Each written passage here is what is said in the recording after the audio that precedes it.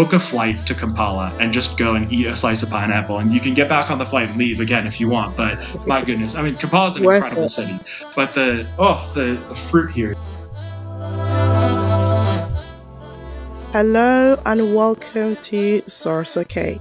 This is a podcast created to understand, learn, and demystify life in Africa and African lives. Today, I have such an exciting topic and guests I have invited on, so I'm so honored to have you guys. Today, we're talking about agriculture in Africa, which is such a big topic for me. It's definitely not a topic that I would say I know much about or a lot about. Today I would like to welcome the founder and co-founder of Sio Valley Technology. Please help me welcome Jean Paul and Trevor. Thank you so much, Zainab, for this opportunity. My name is Jean Paul Nageri, and I'm co-founder at Sio Valley Technology. Thank you, Hey, Trevor. Zainab. Thanks for having us on. Trevor, also co-founder at Sio Valley Technologies. We're both really honored and excited to be here and get to share a little bit about what we're doing and hopefully some lessons about African ag writ large. So thank you for having us. Thank you guys for being here, and it's a pleasure to have you guys. Let's kind of just jump in. So first question I wanted to ask you was just a little bit about yourselves. So if you can give me maybe a couple of liners on like just introducing who you are and what you would want the listener to know about you and your life so far. Yeah, sure. I'm really super passionate about agriculture. So a few years ago, my father had a very terrible experience in eastern Uganda. He was a farmer and he planted over 100 acres of bananas. And usually around Christmas time, that's when farmers take their harvested produce to the market.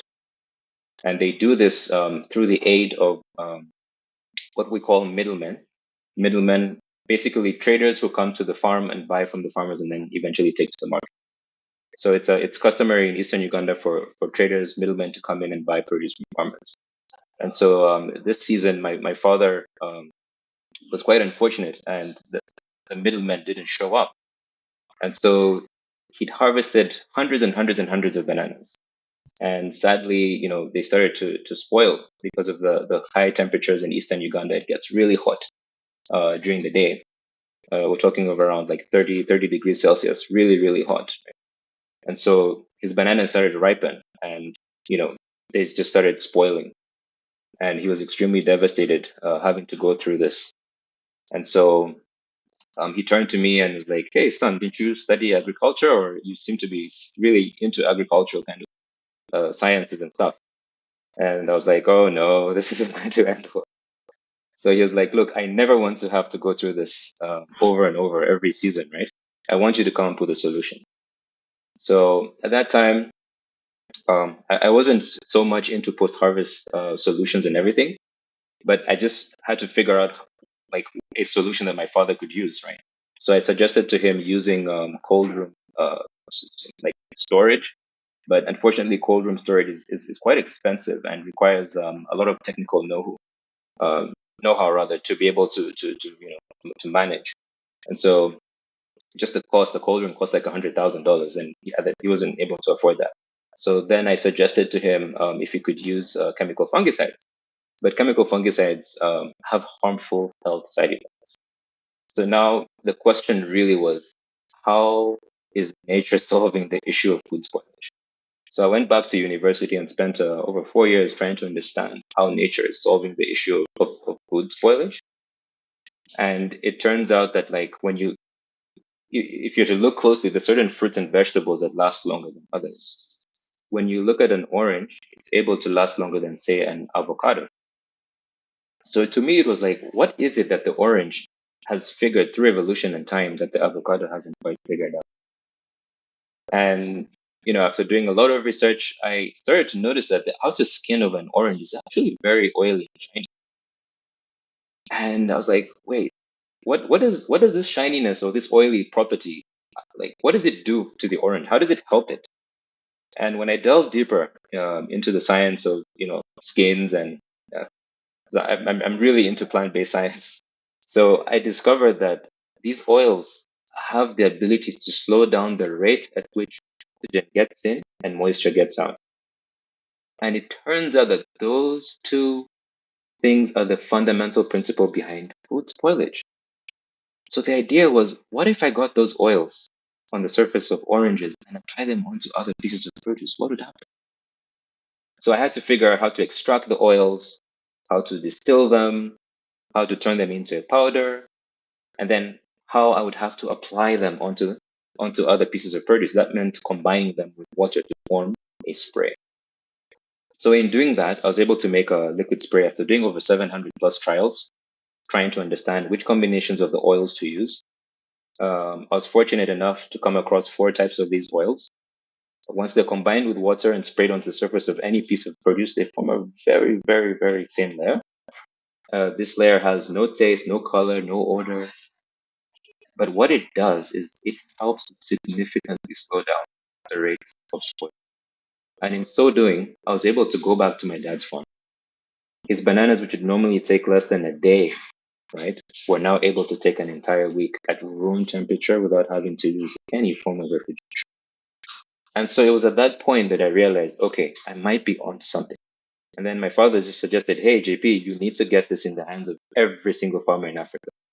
And that's when the idea to start a business came.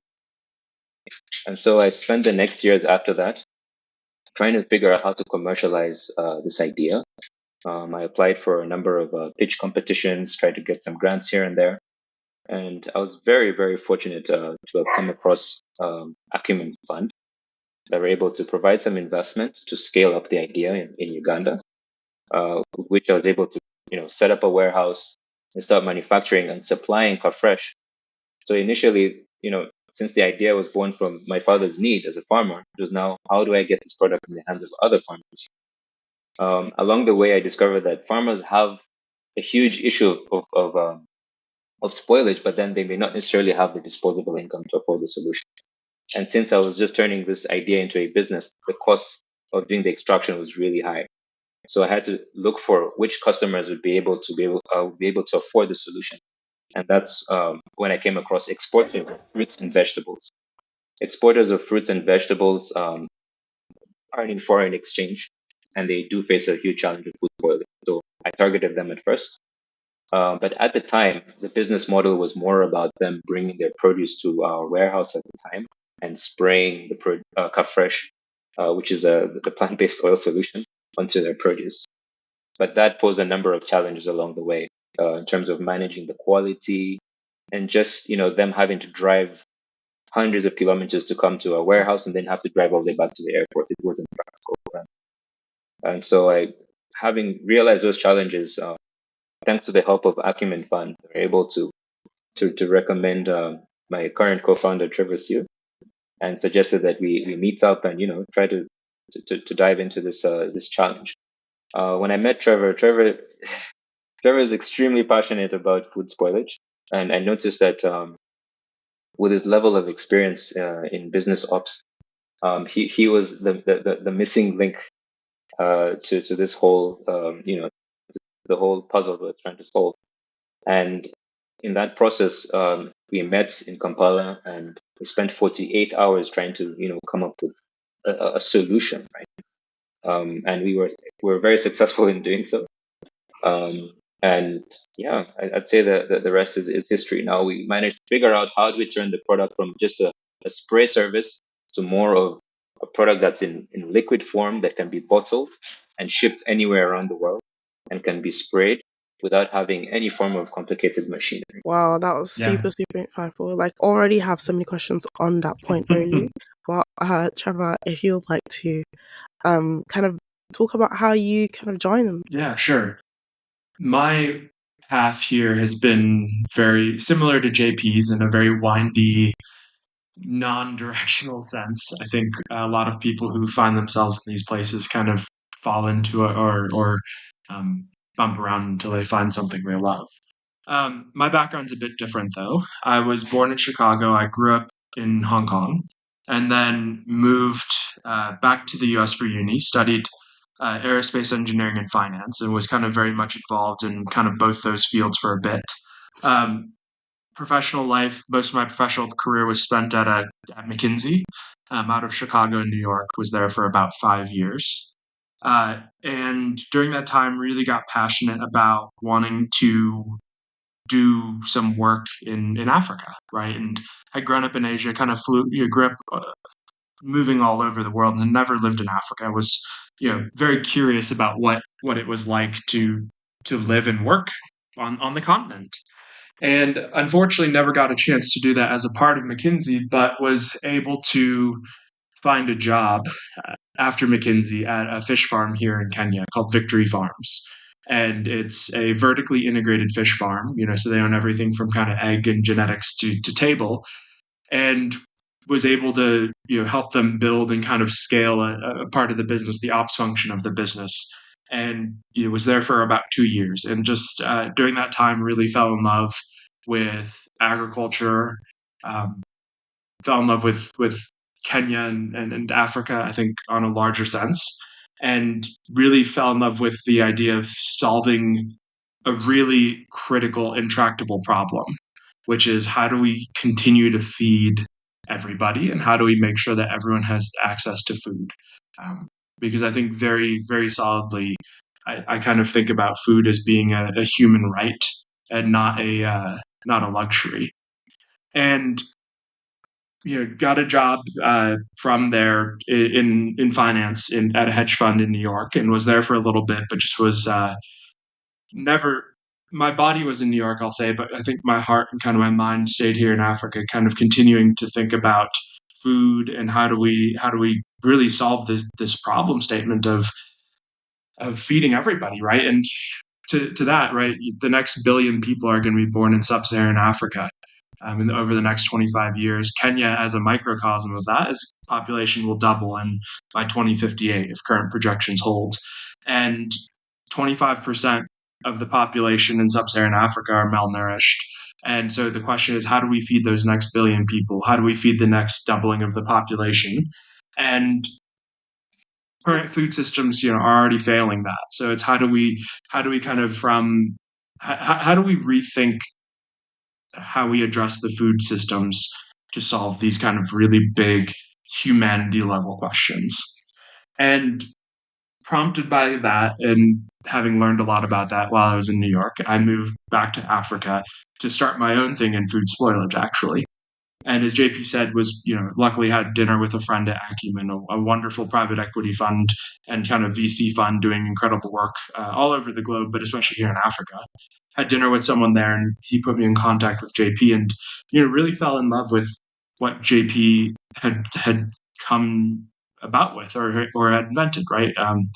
I think one, I really liked his approach of solving this big problem. A lot of times we think about solving problem with incremental solutions. And I think what really struck me about JP's approach was it was a very first principles approach, meaning what's the actual mechanism of action in spoilage, and how do we rethink, kind of from a design thinking perspective, how might we change the approach to food spoilage? I think that was part of the key of why I was so attracted to this idea, was because it's addressing it in a way that no one else is or has. If you think about the history of food storage technology, we haven't really moved much since the 1800s, right? The current going technology in most markets is let's make a box and let's make it cold. And it's been that way since the 1800s. We used to use ice, now we use electricity. And I think it's core to my belief that I think incrementalism is not going to solve these bigger humanity-wide challenges that we're going to face. And as we continue to build the team, I think we kind of use those as filters. We look for people who kind of fit, who are a bit different, but kind of fit and bring something new to the team that complement a strength, or that have a strength that JP and I don't necessarily have. And we've made some key hires in the last few days, and I think we've kind of really hit on that, and we're really excited to continue to work. Obviously, personally, I'm excited to continue to build this with him, but we're also really excited to kind of expand the Sio Valley Technology family and continue to bring in more people and work on these kind of large humanitarian challenges. Wow, honestly, like from both of you guys' introduction, like my brain is like, there's so many questions and like points that I wanted to raise and point and talk about, but I don't want to diverge. So I'm gonna try to keep to script, but honestly, like super insightful already.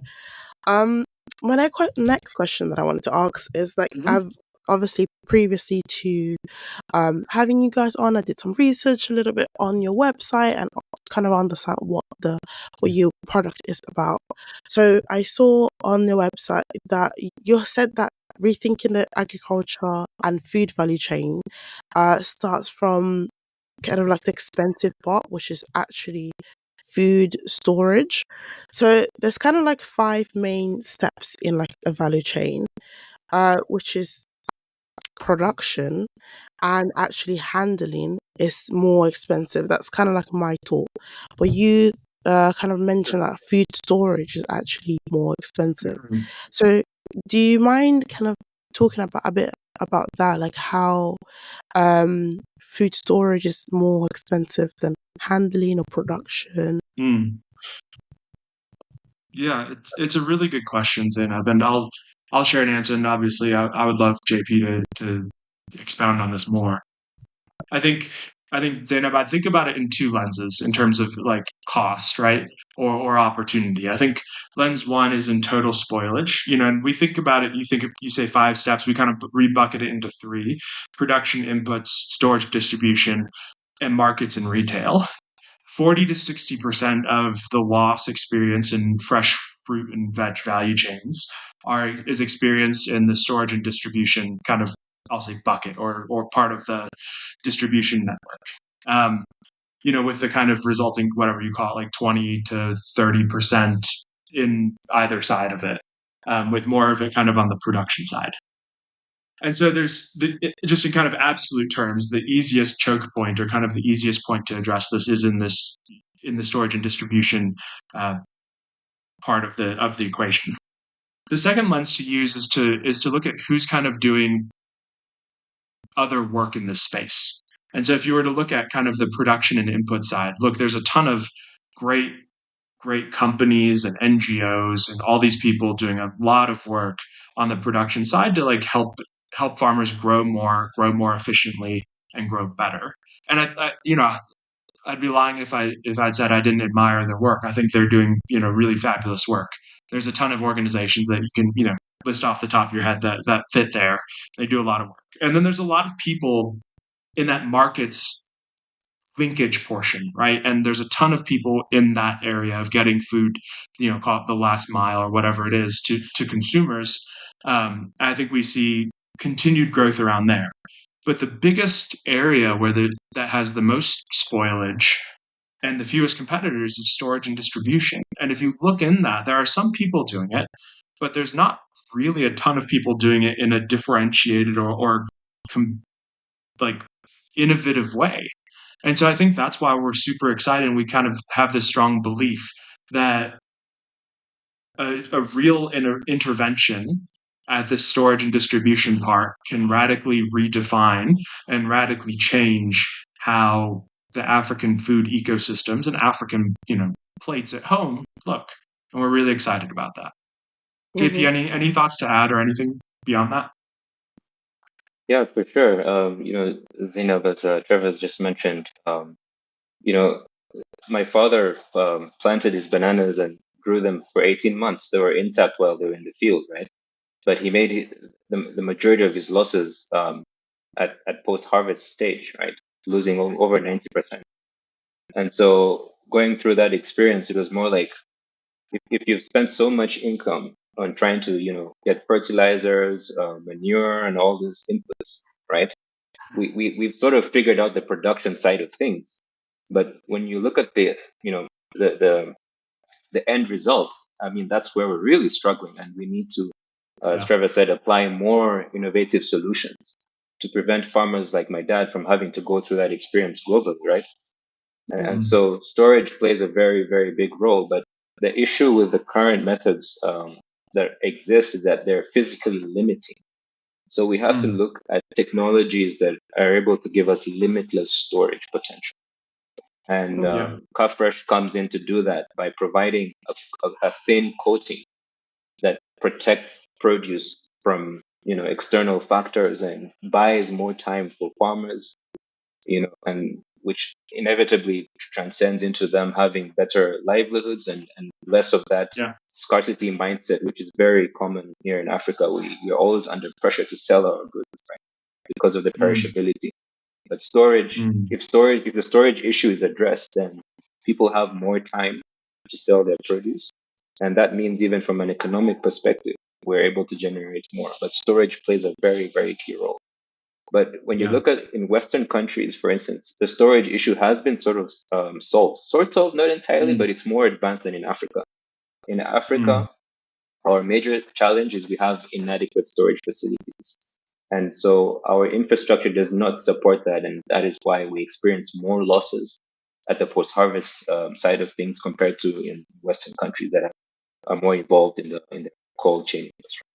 One last thought that I think JP danced around really quickly, just to add, that I think is good to he drew out, is we believe that solving the storage question or equation for farmers can create a positive feedback loop that will drive growth. A farmer that has more income can afford better inputs and can run a tighter farm, right? And so we kind of see this as the linchpin to actually drive higher reinvestment, and we expect to reduce spoilage on kind of both ends of the equation that we're not really touching, right? Kind of on the inputs and production and on the market side. Mm-hmm. It's really good point. I think just to touch on that, JP, you mentioned in the beginning that with I think especially in Uganda, I think there's a middleman. I'm not sure if it's kind of like across Africa agriculture. How does that kind of make sure that what happens to your father with the middleman never coming, either doesn't happen again, or that I have enough time to reach out to someone else? Kind of how does it impact the fact that I might still have a middleman that never comes and purchase my goods? Yeah, that's a very good question, Zainab. So applying KaFresh increases a farmer's total addressable market size. So that means that my dad in eastern Uganda, for instance, once we apply KaFresh onto his bananas, as of today, he'd have 30 extra days. That's an entire month to figure out where he can actually sell his bananas. Which means if that particular middleman who didn't come, for instance, let's say he removes him out of his contact network, he has 30 days to reach out to others and get a much better price. He can even send his bananas to Kenya, neighboring Kenya, which might not have bananas in season, and fetch a much higher price. So KaFresh increases the total addressable market, and that gives you more time as a farmer to even reach out to further markets that might not have that commodity, for instance, or it might be out of season. And so you can send or get in touch with buyers in those countries that would be potentially interested. So you're not limited. One is not limited to having to work with traders, but in that instance, the traders not showing up was more of an economic factor to be able to purchase the produce from my dad at a much cheaper price. It's a common practice that they usually do, knowing that produce is highly perishable. And so they play around with that and sort of put the farmers in a very tight spot, forcing them to sell their produce very cheaply. It's a common tactic that is used. But with KaFresh, there's more control. The farmer has more control and can decide, okay, if this trader or middleman is giving me a low price, then I can talk to another one, or even get a different market entirely. Okay, that makes total sense. And now, just for me to kind of get the picture, once you've sprayed KaFresh on your produce, do you then store it in a different way that you would normally store it, or you would be able to store it the same way, but obviously just for longer? Yes, once you've applied KaFresh on any piece of produce, it can stay at normal room temperature, but it can also be kept in a cold room or a fridge and still maintain the freshness over an extended period of time. But you're not limited to a specific volume, which cold rooms unfortunately have. They're limited in the volume that you can store. But once you apply KaFresh, you can just keep your produce anywhere, really, as long as it's not really high temperatures, 40 degrees or and above. But even if it's in an environment that is very hot, the code KaFresh still provides a level of protection that you would not get if you didn't have it applied. Mm. Okay. So how have you now been like reaching out to farmers regarding this product? So you earlier mentioned that you first had them drive to you and then you spray to them and then have to drive back.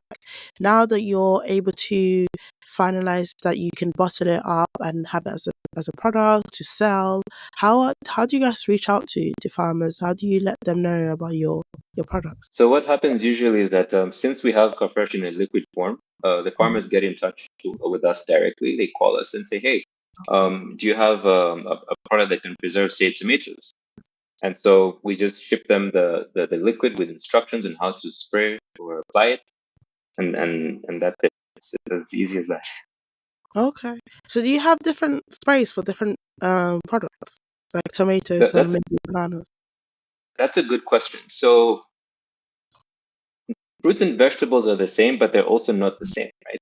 So when you Mm. look at, say, tomatoes, there are different varieties of tomatoes, and each variety spoils at a different rate. For instance, if you look at the beef tomatoes go bad really quickly. And Mm. if you compare them with maybe an open field variety of tomatoes, which might last longer. So the shelf lives, they have different shelf lives. And so we formulate our product to sort of match the longevity of a specific variety of produce. So it's very specific. And we have different formulations for different varieties, but it's because not all varieties spoil at the same rate. And so that's what allows us to have a very extended shelf life. So for instance, if you look at, say, house avocados, they can normally stay for like 2 weeks under cold refrigeration, or just a week at room temperature. Once we spray KaFresh, we have at least a month of them being able to last at the temperature while still being fresh. So Okay.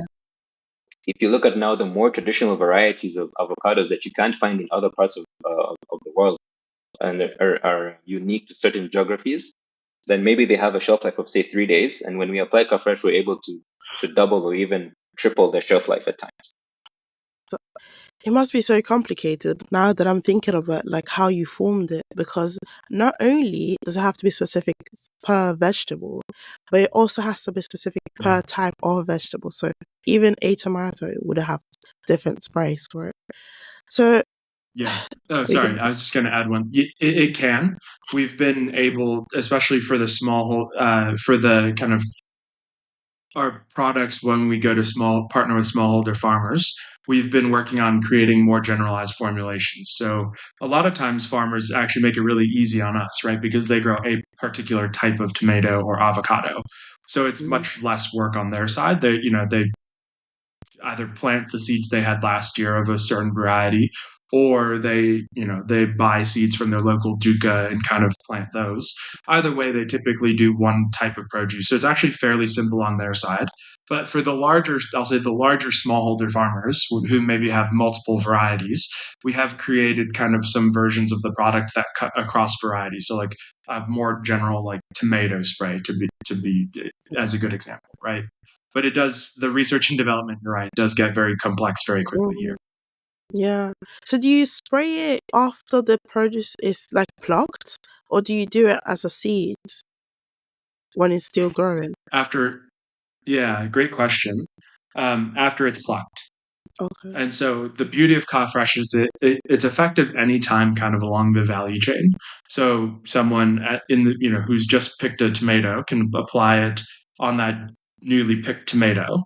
Um, Whereas someone, a consumer in their home at the other end of the spectrum Mm. could also apply it and keep their tomato fresh longer in their house. Mm. For better results, you want to apply it a little closer to the plant or as close to the plant as you can. But it can be effective and applied kind of anywhere along that journey. Okay, no, that's really interesting. I wanted to ask, what impact does it create on trade? So you've mentioned that now, for example, JP, your father, could now think of maybe trading his bananas to Kenya rather than just in the local Mm, area. So do you think yeah, now there will be more, this KaFresh can actually help intertrade within like African countries, ease it a lot yeah. better and kind of like create more trade between countries? Yeah, it's a great question. And I think about it, and would love JP again would love your thoughts too. I kind of think about our impact on trade at three levels, right, or kind of three Mhm. spheres of influence. I think the impact of trade one, I'll call it direct impact.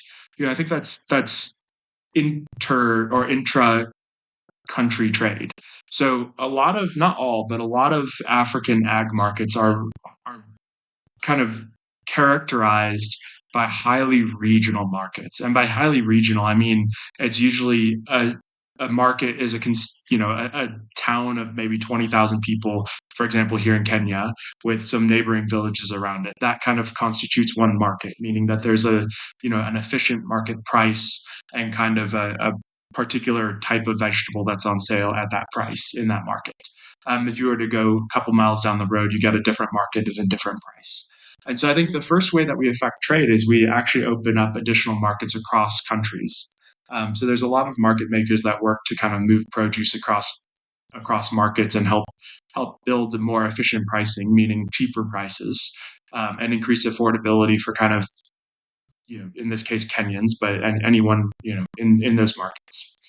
I think the second impact on trade is, what I'd call like inter-country trade, so across Africa, right? And I think we've already seen this with some of the people we've partnered with, is people moving, good examples like JP's dad, plantains or bananas, but also pineapples is a good example. We've coded pineapples for people who, can now export their pineapples from Uganda and move them into Kenya to sell to get a better price. And then the third, I think, is global trade, right? And I think this is where where we focused a lot is really around the aggregators and exporters, is unlocking, kind of maximizing, I'll say, Africa's ag potential in the global market. And we do that, I think, three ways, which is one, unlock potential new geographies. A good example is with some exporters are considering moving avocados, a traditional export to Europe, to actually start exporting them to the US. And I think with in partnership with KaFresh, I think that those more far flung markets, if you will, become pretty available to African exporters. I think the second is it opens up Africa, a higher quality standard of African produce in the market globally.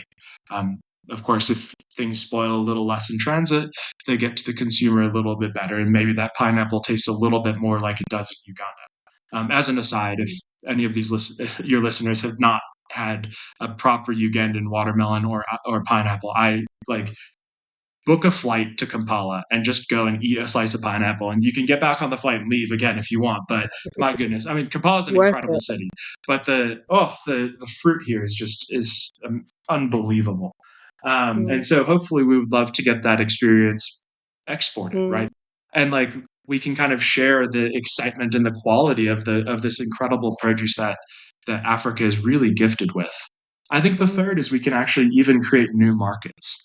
And we've done this with a few select exporters where we've actually been able to help them export products and produce from Africa that has not been previously exported because it's too delicate, too sensitive, has issues with heat, perishes too quickly, kind of all of those things. We've actually been able to partner with some exporters to get some new African produce into markets, right? And I think that's, to me, still kind of really exciting because we continue to actually get to teach the world about what Africa has to offer, which is a lot more than I think people realize outside the continent. And it's really exciting to be able to build these opportunities, of course, to tell people about Africa and create that demand for really incredible African produce. But I think it's also just really exciting because all that means, trickling back down is we're creating farmers who get to grow that produce and benefit from higher prices, traders who get to trade and get more margins so they can, continue to benefit their communities, and exporters who continue to build bigger and bigger businesses and continue to grow. I think at all levels of society, it really can make an impact. No, you guys are really doing fantastic work. Like, it sounds super inspiring. Like you're actually making a change and doing something like so impactful to so many people. And I could just imagine how thankful the farmers are to you guys and the products. They just like I can just imagine like previously to not having your spray, and now their life must be so much easier. I think just the last question from me is just on this podcast, we really want to make sure that we're not just talking about Africa or just things that's going on in Africa, but we're taking away some action points. And, there's listeners from all over the world, hopefully listening, and maybe from the UK or from Africa, etc. I wanted to ask you, like, what action points do you have for a listener that's from the UK, for example, and or a listener that's from Africa? Yeah, sure. KaFresh was birthed, just in a small room in Kampala, that I started off as my lab initially. I didn't have access to, a lot of money to start this off. And I think it was just the sheer determination of, being in that dark room and thinking that this could potentially, impact billions of lives. And so that desire to keep pushing even when things weren't working out, and having that zeal and grit to keep, trying things over and over and over again, is essentially important. But also there's lots of opportunity in trying to understand how nature is solving a lot of the problems that we have. We tend to run into the synthetic world and sort of trying to genetically engineer things and products. But the answer lies in trying to understand how nature is really solving these issues. And I think when one starts using nature, you find that your solutions are more holistic, and they're more well-rounded in terms of solving that problem. So, I mean, at Sio Valley Technologies, we're using food to preserve food through the use of KaFresh. And so using that route limits the number of challenges that can come through, because we're thinking about it from a holistic perspective, knowing that this coating is edible, how is it going to impact human health, vis-a-vis just using synthetic chemicals and then realizing after like 10 years that, the ingredients we're using have actually been causing cancer. So being very thoughtful about how will this impact people after thousands of years, how does this technology affect the world, and working backwards is just very important when coming up with a vision.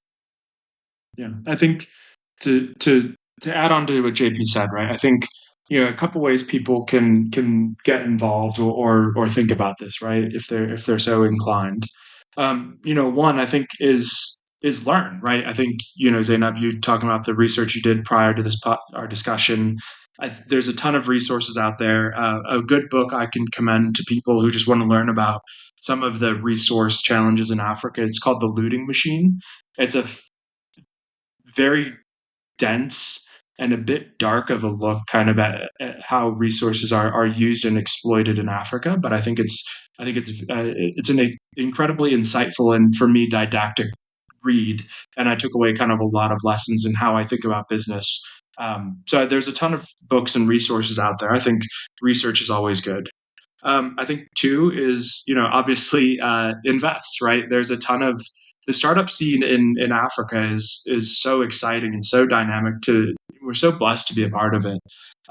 There's a lot of people, young people, who have really great ideas and are, just looking for a little bit of capital to get going. Invest, take a shot, right? There are SPVs and different investment vehicles that do little syndicates across the continent and kind of get to invest in some deals. If you're so inclined and have a little bit of cash, like $1,000 or $2,000, I think is kind of the minimum typically, maybe smaller. Go invest and take a shot on some of these incredible African startups. And look, I think the third is to what JP was saying, right? Is like we need more solutions, and people that either want to come to Africa or think about things in a different way. We're always kind of needing different perspectives and on how to solve some of these challenges. And I think KaFresh is a really good example of a guy, JP, who took that lens on his own. But have a think, and more people who come here and help out, I think the better. So move to Africa, I guess, is what I'm saying, and taste some of that pineapple. And then I think four is just advocate in local community groups or whatever for businesses governments to do do business with Africa. The African trade linkage, I think, will only grow over the next 5 to 10 years, and advocate for more African products. Thank you guys so much. Honestly, that was such a insightful conversation, and I'm super inspired from you guys. I can just imagine going away from this conversation and just taking a notebook and just writing stuff, just it's a really good conversation to have. I know I say this about every podcast so far, but this episode has got me feeling very inspired and just excited about the potential of Africa, the people in Africa, Africans, and just everything to do with Africa. And I really hope you do too. If you did, please leave a comment, share, give me some feedback. I'm all ears. I would like to say a big thank you to Trevor and Jean-Paul.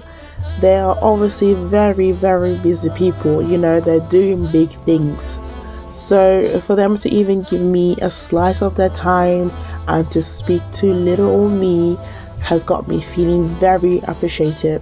So thank you very much. And if you're listening to this, please, go on their website, leave a share, comment, support their organization, go on their website, do your part and invest if you can. I'll leave some links as podcast description. So please give a share, support your community, and like they said, Africa needs people, and this is the start. Sòrò Sókè is an independent production brought to you by yours truly. I've been Zainab, and this is Sòrò Sókè.